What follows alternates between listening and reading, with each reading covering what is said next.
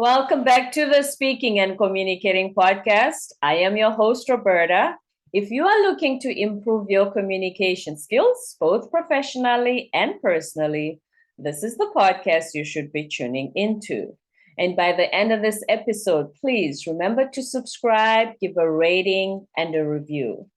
Now, most of us think that speaking is something that always comes naturally when we look at our favorite speakers. But my guest today is here to prove that this is a skill not only that can be learned, but it can really improve the quality of your life and of your business.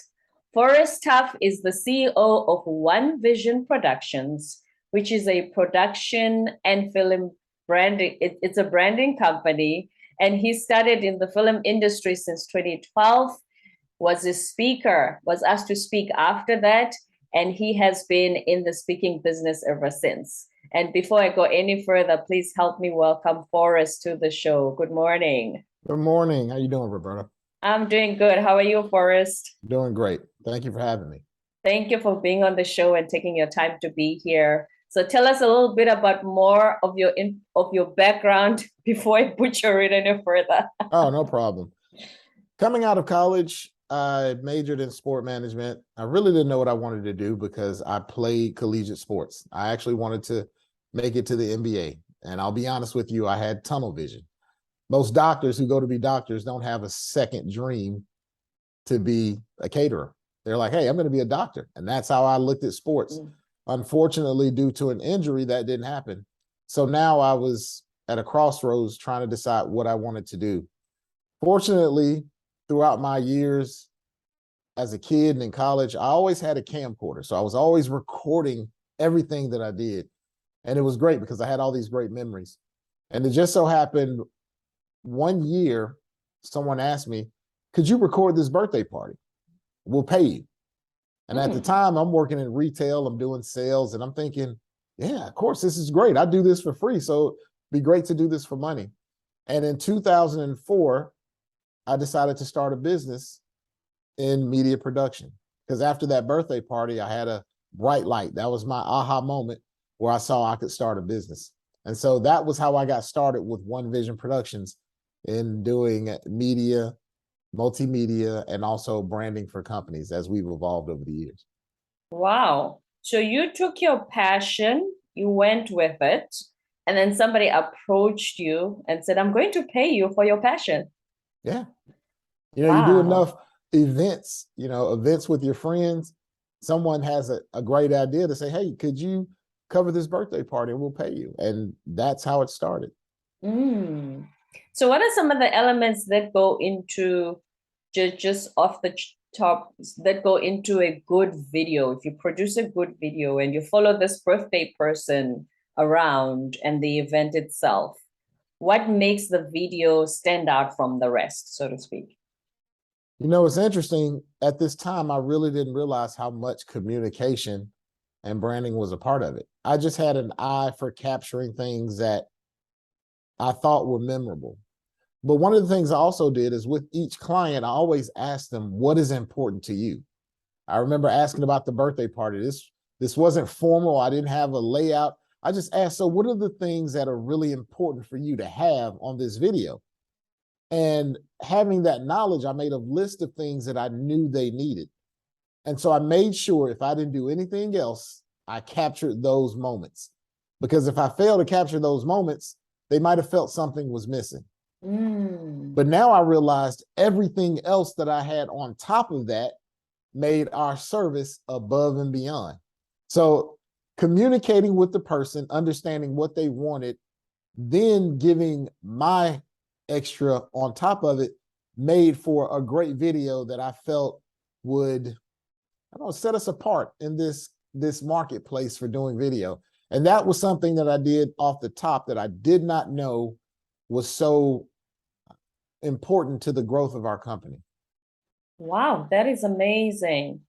It sounds to me like that's the same principle you apply if you're assigned a speaking engagement and you ask questions first. You don't just accept it, but you say, hey, wait a minute. Yes, you want me to speak, but what is it that you need? So what are some of the questions you ask up front before you start preparing for a speaking engagement that you've accepted?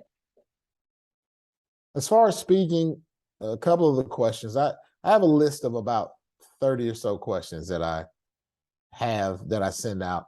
Some of those questions will entail, what is the theme? What is the makeup of the crowd? What do you want them to walk away with? Those are just basic questions. You also ask questions about travel. What is the budget? What are the accommodations that you have? Will this be filmed? Who are the sound people?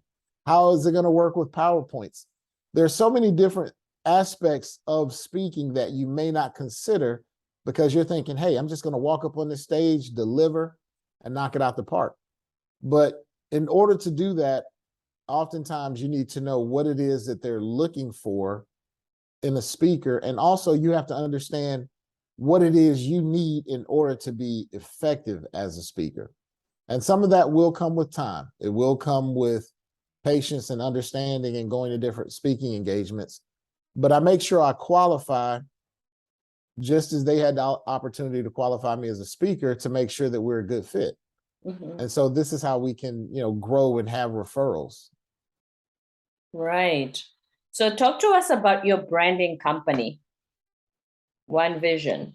Well, One Vision Productions, we specialize in aerial drone services, video production, graphic design, animation. And we do that for small businesses, government agencies, commercial businesses. And also we work with, film studios. For instance, we've worked with organizations like Coca-Cola, 20th Century Fox production on some of these productions. And we also do like marketing videos and commercials. So what we do in a nutshell is we work with organizations to help push out their brand. If they have let's say if they have a pitch, we want to do a set of commercials that's going to reach this demographic, and here's the message we want to get across. Then our job is to work with these organizations to look at what they're trying to do and align that with our team so that we can create this product that they can use in mass or use to help brand whatever they're trying to put out at the time. Speaking of 20th Century Fox, did you guys ever suggest to them when it turned to 2000 to say maybe they should change to 21st Century Fox? Well, they're actually 20th Century Studios now. So that may be something that they may consider, but they recently were bought and changed to 20th Century Studios. So I don't know if they're going to brand or if they want to use that as their staple, but that's a good idea. We may have to shoot that over to them, see how they like it. There you go. Okay. So with the work that you do in your company, what would you say about 2 or 3 key points that go into branding either yourself as a business or your company? 3 points that I would give for anyone in business is the first, understand who you are. And that comes with your vision and your mission. That'll give you the long term of where you're trying to get to. That's the vision. The mission is going to give you what's the everyday that it's going to get you to that point. So understanding the vision and mission of your company. And that's the first thing. Who are you? What do you stand for? What do you do? Where are you going? Secondly, the processes of your business. Now, this gets more into the nuts and bolts of how you do your service. How do you go about handling your finances? How do you go about the process of understanding your clients? You see, that's the part that helps you to sustain your business, your processes, your accounting, your team management, how you manage people, how you manage resources. And I think the final component is to do the job that you say you're going to do. Right. At the end of the day, no matter what you say, no matter how great it looks, if you can't get that job done, that's going to lead to less customers, word of mouth getting out that you can't get it done. So number 1, vision and mission. 2, the processes. 3, finish the job. Definitely finish the job, especially when we live in an age of reviews on the internet. I can just type Forrest Tuff That's right. reviews and people say, oh, he never finished the job. That's right. That is so true. That is Exactly. so true. Earlier, when you spoke about the list of the questions you ask, the communication you have with the client based on what they need, where do you think most businesses go wrong when it comes to that in delivering their service? Because they usually come with oh, this is we're experts. This is a superior product. It's going to change your life, especially in this internet marketing age we live in now. Mm-hmm. And they usually don't take the time to say, wait a minute, not everybody is this cookie cutter customer it's not a one size fits all. Right. Where do you think they go wrong with that? And is it because the focus is the bottom line, meaning we get as many clients and as much money as we can? Does your product of delivering for each client individually based on their needs, does it sound a little inefficient? And don't you think I could be making more money with just boom, everybody's the same? Mm-hmm. I think that's going to differ for each individual. Oftentimes, if you're trying to become an expert at something, this process is necessary. When you want to be known for something, there's a process that's necessary to do it. It's not negative to grab those customers and go. I'm not saying don't do that. But you also have to understand there's going to be positives and negatives if you go about it that way. You'll get the money, but you may not fulfill the job. There may be some things that they don't offer that you need, you didn't know. And now you're going to have to take those expenses and you're not making the money you thought you were making because now you're having to pay for things that you didn't know you had to pay for. I would advise someone starting off to get the job, close the job. And as you grow your brand and you feel comfortable, start to learn how to maneuver in those spaces to get more quality work. And that's my advice. With that being said, there are some people who are just taking these jobs quickly and it's working for them. And it's going to vary from person to person. There is no one thing fits all. Some people can move on the fly and make it happen. I know in my business, to be honest with you, that's how I was at first. I just started taking jobs and I was just taking jobs left and right and figuring it out on the fly. Right. And there were a lot of mistakes that I made, but I also was because customer service was my biggest thing. I also was willing to pay the price if I overlook something. Right. So you have to also put that, you have to factor that in also. So I would advise you, if you're starting a business, look at the pros and cons of going about it each way and just try to make solid decisions, but also be prepared to stand behind your word. Even if you overlook something and you realize, wow, I'm going to have to pay back $500 that I should have charged them. Stick to your word because you overlooked it. Yes. And that's what I say. Stick by your word. That'll go a long way. What are the two values that your company lives by or is ruled by? What are the two main values that one vision is led by? Ethics in business and standing by our word. Those are the two most important components that I will say. Right. Integrity, doing what you say you will do. That's right. Yeah. That's it. And being fair with customers, we let them know up front, this is what it's going to cost, and don't shy away from it.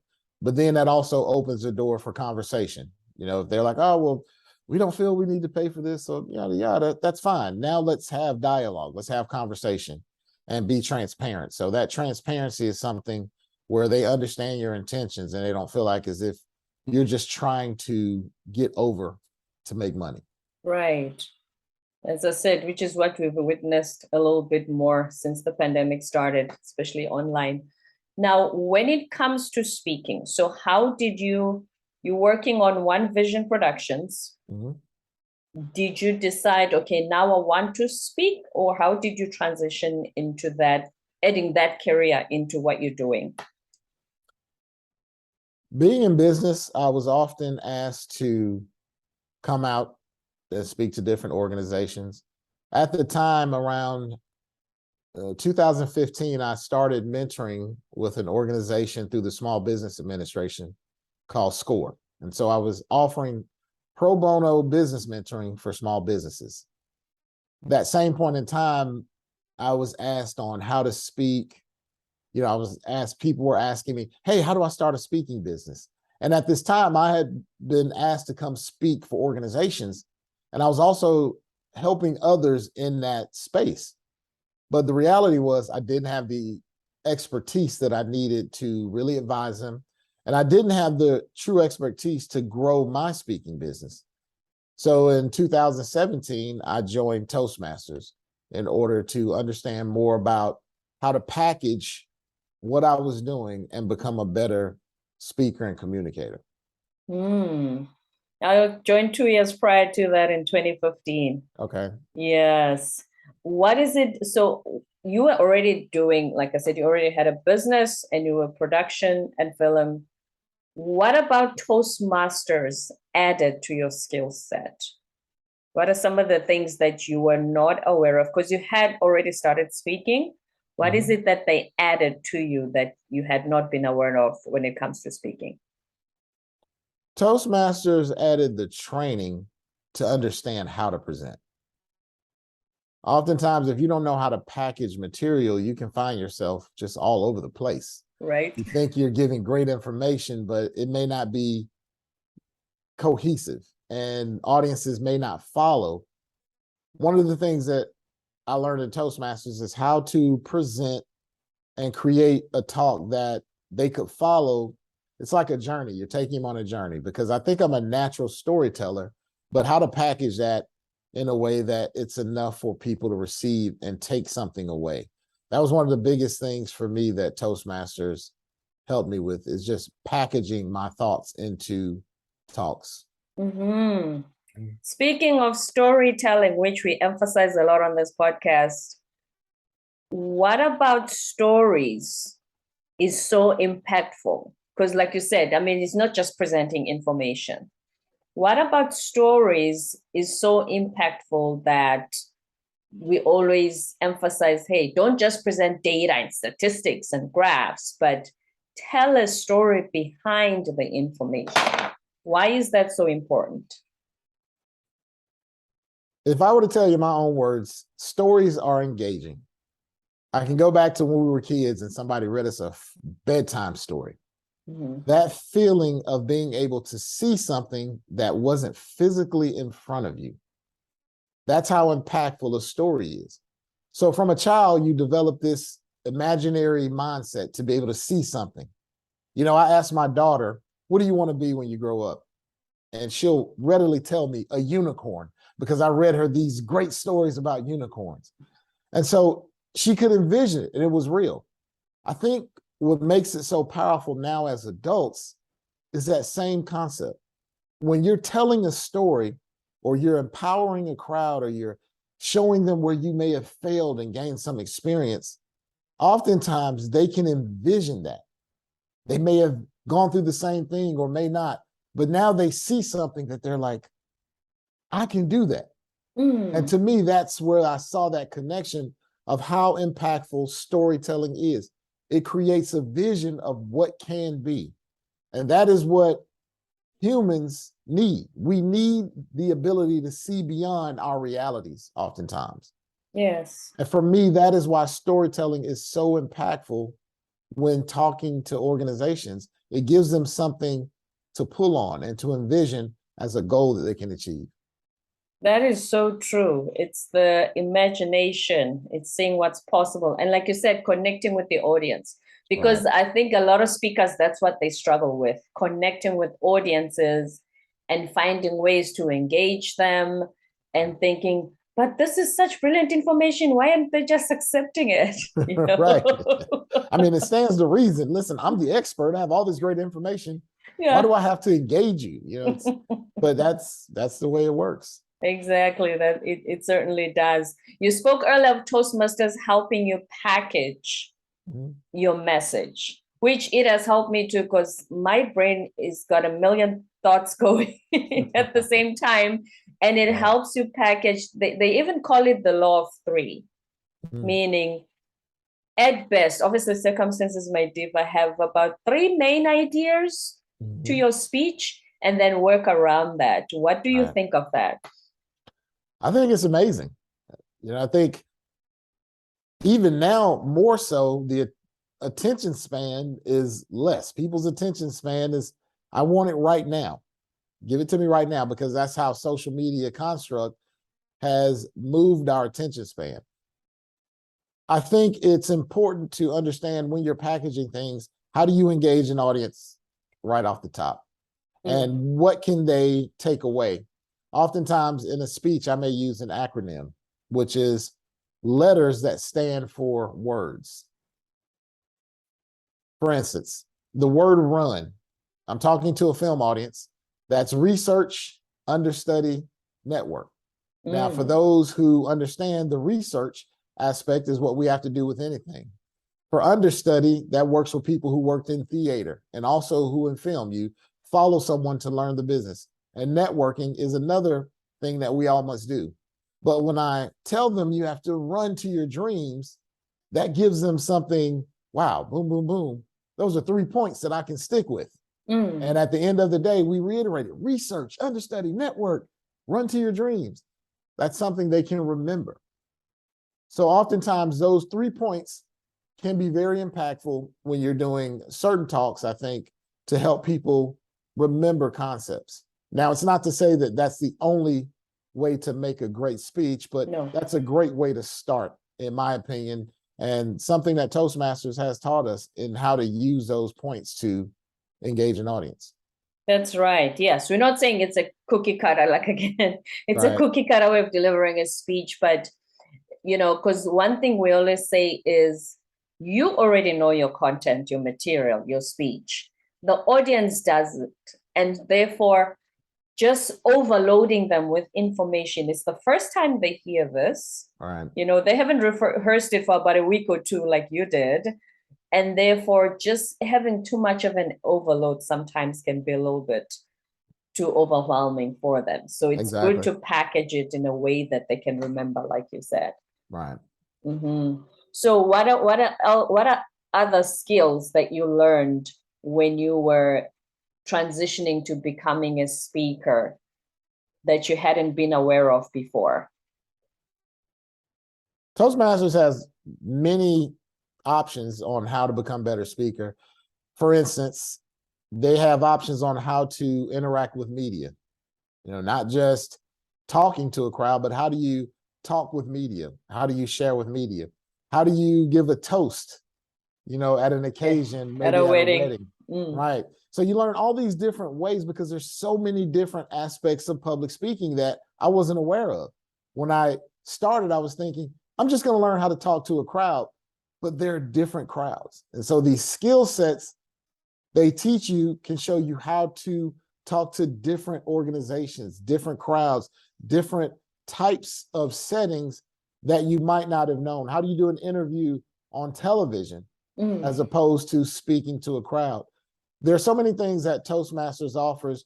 And if you really delve into the programs and you take them to heart and you truly implement them in your personal life or your professional life, you'll really see the benefit. For me, that is what Toastmasters did. It gave me opportunities that I wasn't aware that I needed, as opposed to what I came for. That's right.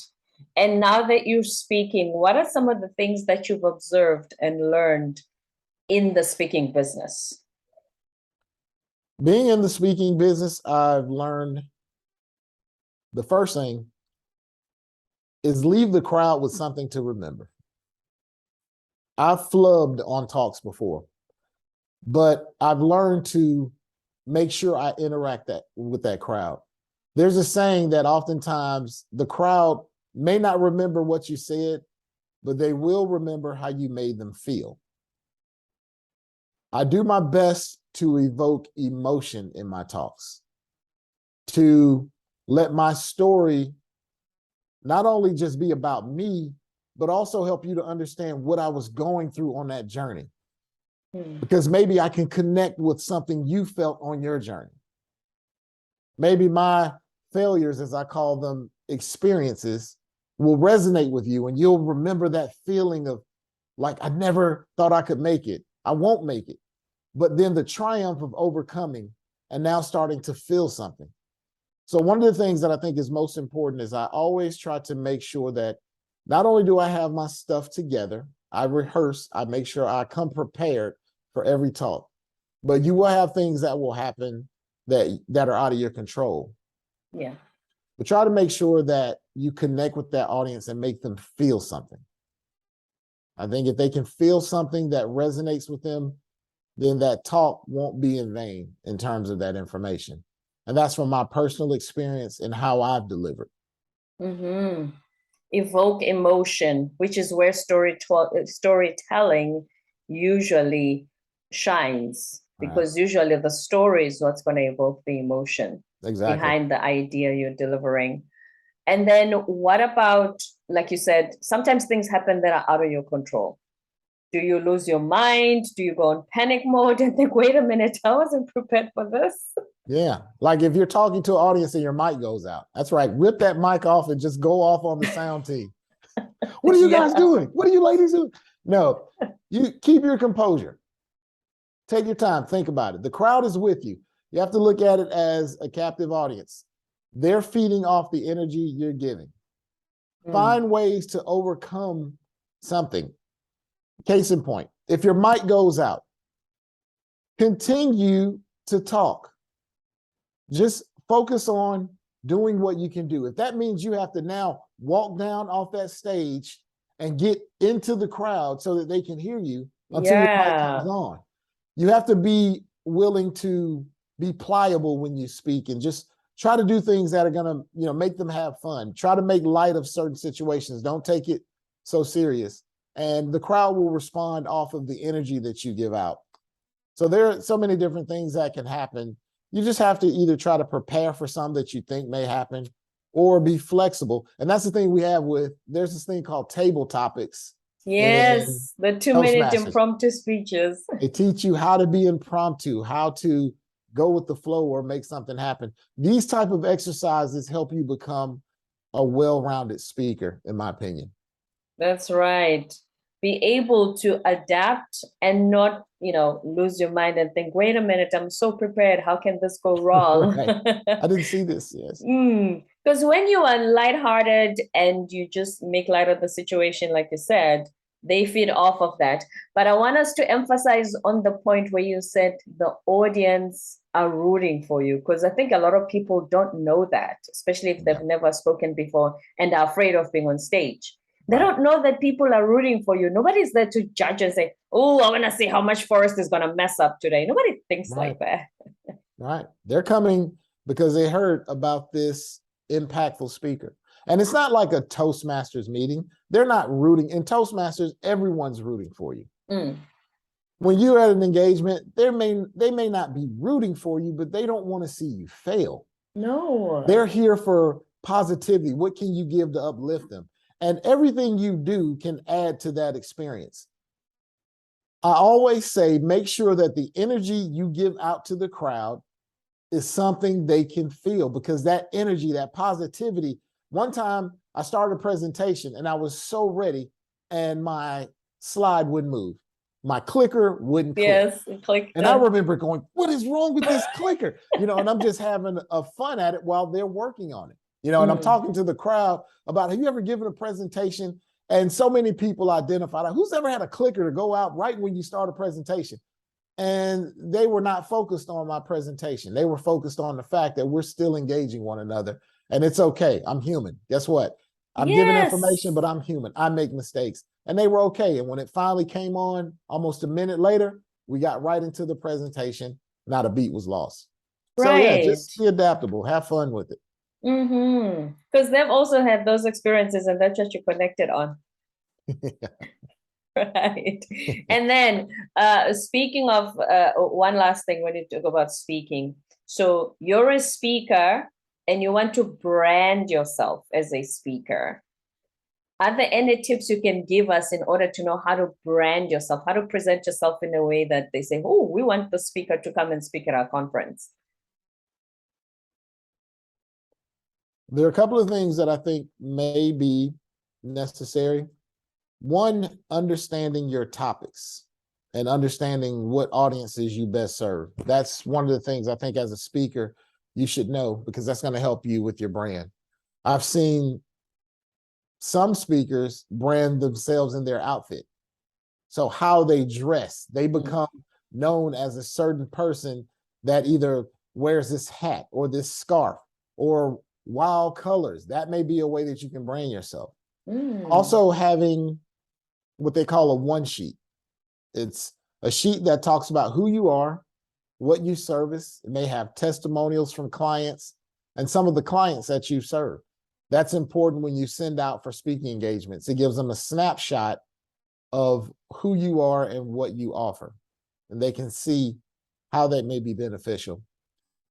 I would also advise a website that talks about who you are, somewhere that they can see you, whether it's social media.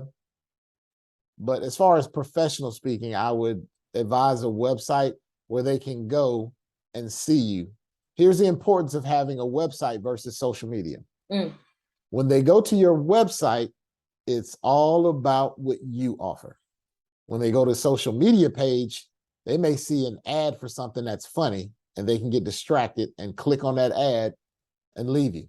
So I think a website is very important to have this material because it gives them opportunity to stay focused on you and what you offer. Because there's information overload, and like you said, we have short attention spans. Therefore, have something where they can just focus on you. Right. And then one last thing, when it comes to the speaking business, do you accept every speaking engagement you get offered? I do not. But aren't you throwing away money? It depends on the circumstances. And this is why I qualify engagements to understand if it's going to be a benefit. And I'll give you a case in point so you understand. Someone offers you, let's say you're a speaker, and someone offers you, beginning speaker, and they offer you $1,000 to come speak. It's in San Francisco. You're like, wow, okay, I'm a new speaker. I get $1,000 to come speak. This is amazing. I'll take it. What happens is you didn't qualify the airline ticket. You didn't qualify transportation. You didn't qualify food. You didn't qualify for any type of incidentals that you need. Now you get to this event, and after all your expenses, you realize that you only made $100, $200. Now it's okay. That's okay. It's nothing wrong with that. But you want to also make sure that this is going to be a good fit for you. You want to make sure that the environment is a good environment for you to speak. There's so many different intangibles in understanding that, and that's going to come with time. But I will say, I'm not leaving money on the table, because there's a saying that all money isn't good money, and it just depends on how you want to structure your business. So for each individual, that's going to be a personal decision. But in my life, I've not accepted every speaking engagement, because not every speaking engagement was a great fit for myself or the people that were running the conference. Do you refer anyone if you don't accept the engagement, or you just say, you know what, I'm sorry, I'm not taking this, but good luck?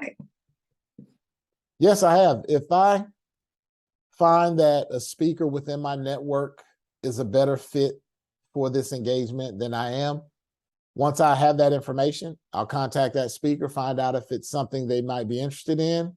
And if so, I'll send the referral to the organizer and say, hey, and once again, it may not be that it's not a great fit. It may be that your schedule is a conflict. Right. You have another event. There are so many things where you can't take a job. So it's not always about, not taking the job. But there may be another fit that works for them. Your schedule may be booked.